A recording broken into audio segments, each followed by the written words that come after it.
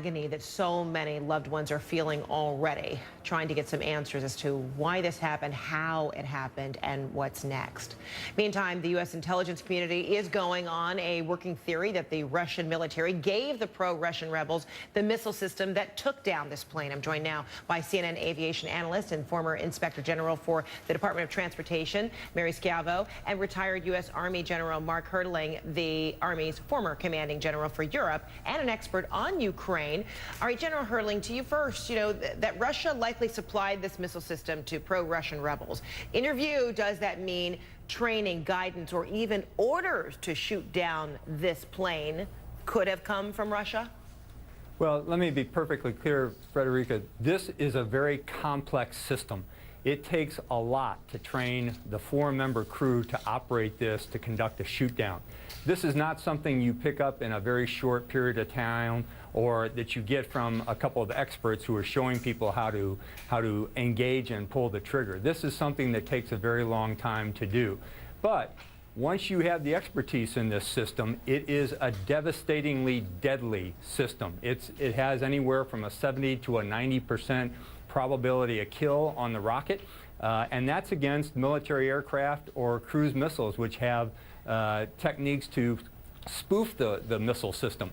The civilian airliner did not. So again, it takes a lot to train a crew. They had to get this training from somewhere, or someone else had to do it. But once the people pull the trigger that are inside this four-person platform, it is devastating, and that's what's occurred. And this type of system often works in threes, right? There's a trio of apparatus for its highest efficiency, and reportedly, it's likely that there were three, which means one of them would be able to pinpoint the target, be able to really thoroughly examine what it is, identify that this is a commercial airline. Well, if it was working in a three platform, as we call it, a battery of air defense systems, there's going to be one radar and a couple of shooters which also have their own radars.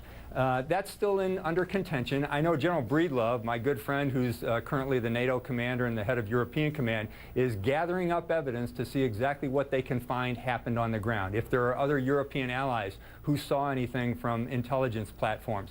But that's still a long way off, and he's gathering that intel now. If it did shoot as part of a battery, it could have known what it was shooting at. But I suspect it was probably an independent launch. That's my contention. They did not know what they were firing at, and they hit what they thought was a military plane filled with Ukrainian soldiers, and instead they got a whole lot more than they bargained for. And that's what I think you see the confusion on the ground with these pro-Russian separatists trying to figure out, what do we do next? It is more than they bargained for. So then, Mary, to you, that's why we're seeing kind of the hovering over the crime scene now by these rebel separatists who are protecting, if not removing, vital evidence?